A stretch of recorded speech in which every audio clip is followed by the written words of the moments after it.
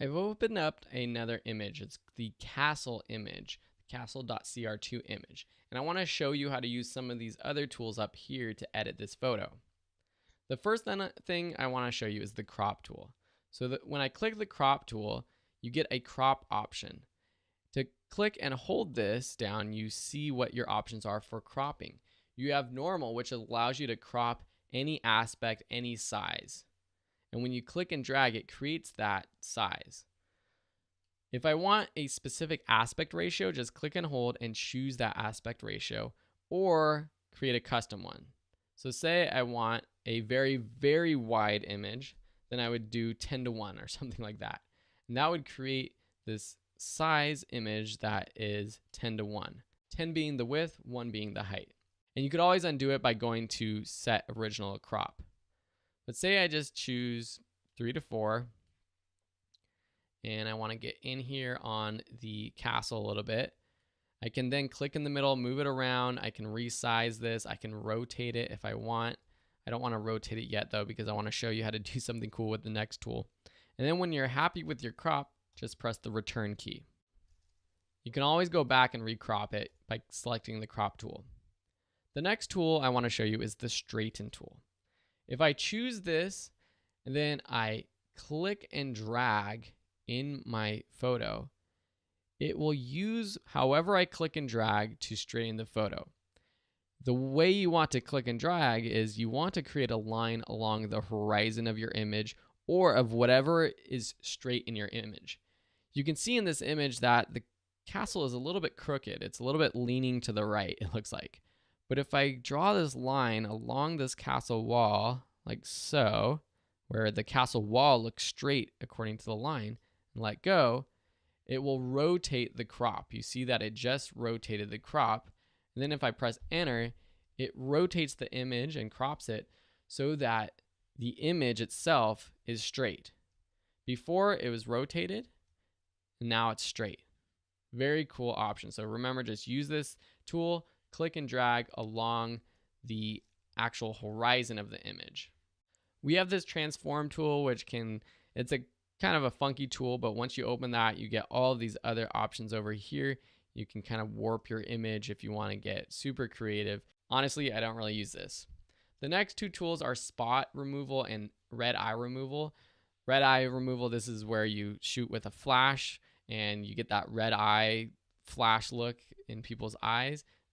You use that to remove it. And the spot removal will remove blemishes like pimples or any blemishes that you want to get rid of on someone's face or really anywhere in a photo. So I'll just show you what that would look like here. So say we think that this window down here is a blemish. We can change the size of our brush over here and then just click in that area.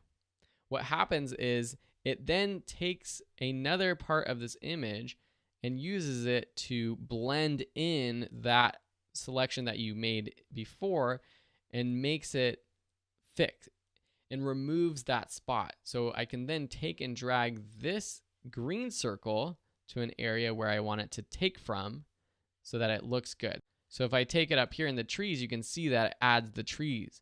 But I want it to be in a part of the wall where there's not really anything going on, where there's no window. And then just press return on your keyboard when you're done. You can play with the opacity of this spot healing brush. And you can see if I drag all the way to the left, you can see, oh, there's that window that we just got rid of. Under type, there is heal and clone. Heal is kind of a smart way to do it. It takes this image in the green and it blends it into the red. With clone, it just takes this exact image that's in the green and copies it over there. For most things, you'll want to use the heal option. Now, if I go back, I have an image with this castle without that window. But if I go back and click this spot brush or the heal brush, I can select this and delete it just by pressing delete on my keyboard. I'm going to skip these three really quickly and just quickly go over. Here's your rotate options. So if you want to rotate to the left or right, you have your preferences right there. I leave these all the same. And then we have these different adjustment brushes or adjustment options, which allow us to edit a specific part of an image. The adjustment brush allows us to paint onto our image an area that we want to adjust. So when I click this, I get this big brush. I can change the size of this brush by going down to the very bottom of these adjustment options over here and changing the size down here. You got the size feathering right there. And then you see here all these different options that are similar to the basic adjustments that we made in the previous lessons. I'm going to crank up the exposure so you can see what's happening when I brush on. So say I want to, actually I'm going to decrease the exposure. Say I want to make the sky darker. I can literally just paint onto the sky this adjustment. And then when I let go, just get the whole sky. When I let go, I can then go over to my sliders and edit. So I can edit just the highlights of this. I can edit the whites. I can edit everything, the contrast, the clarity, the sharpness, all for this spot that I just painted. To easily see where you painted on, just click this mask button down here, and maybe you even want to change this to something like red so that you can see where you painted. And you can paint off by pressing the Option key if you're on a Mac or the Alt key if you're on a PC, and you can see the brush options change. So if I press Option, I want to increase the feathering, maybe increase the size a little bit. Actually, take that back, decrease the size. So I want to just paint off on the castle. Now it looks very dramatic because I'm seeing the mask, that pink mask. I'm going to uncheck that mask in just a minute. I'm just going to get rid of all of this just so that we're editing the sky. And I'm holding Option down. And then when I release Option, I get back to my other brush and I turn off mask. It looks a lot better now. Now it's just adjusting the sky itself. Say you want to add a new brush, something separate than this one. I can choose this new button right here and now start brushing on. So say I want to choose all of this green stuff right here and I want to boost the exposure and maybe add saturation. I can do that just to the green down here, and I can turn on and off my mask to see where I painted. And then you see these little pin drops. And when I hover over the other one, you can see the mask pop up.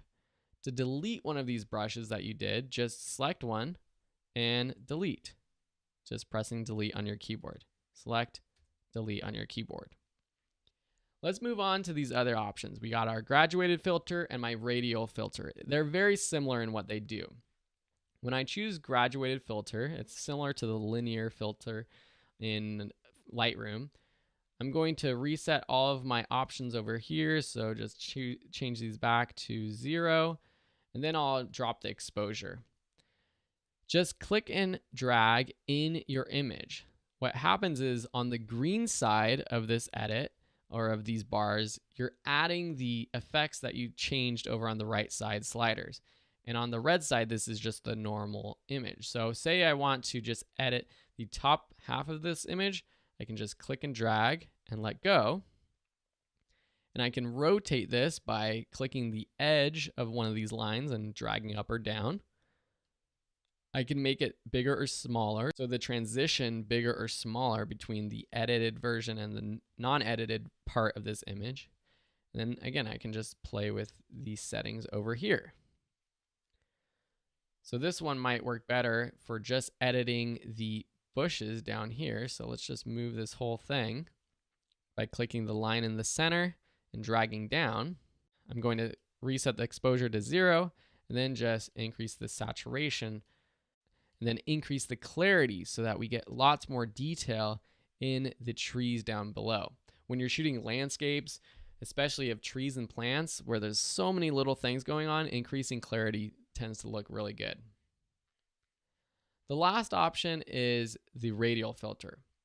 When I click and drag using the radial filter, what happens is a circle is created. I can move it around and resize it by clicking the center and clicking the edges and resizing it. You can kind of see what happens right here. The outside of the circle is what's being edited. We can change that by clicking this outside versus inside button right here. It's using the settings that I used right before for the graduated filter. So this boost of clarity and boost of saturation. So I'm just going to drop those, drop those. This is another way you can actually create a cool vignette. So I'm just going to go outside again and then drop the exposure. And maybe make this circle a little bit bigger. So now we have a cool vignette around this castle. You can do all these other edits as well. So we want to make the outside of the circle super blue, super green, whatever. You can go crazy with this stuff. But basically, it's doing the same thing. You're creating a circle and editing just part of the image. This is good, and I use this a lot actually when I'm editing faces of a group shot. So I'll create a little circle, or I'll use the brush tool to just paint a little circle around someone's face and maybe boost the sharpness, boost the contrast, fix the exposure if their face is in the shade or something like that. That's really when I would use this tool. I use the graduated tool a lot when I want to edit a horizon shot. So when I have a really bright sky or a dark ocean or something like that, and I just want to edit the top or the bottom of an image. So these are all the tools up here that you need to know right now. And in the next lesson, we're just going to talk about what the next step is and how to save images directly from Camera Raw.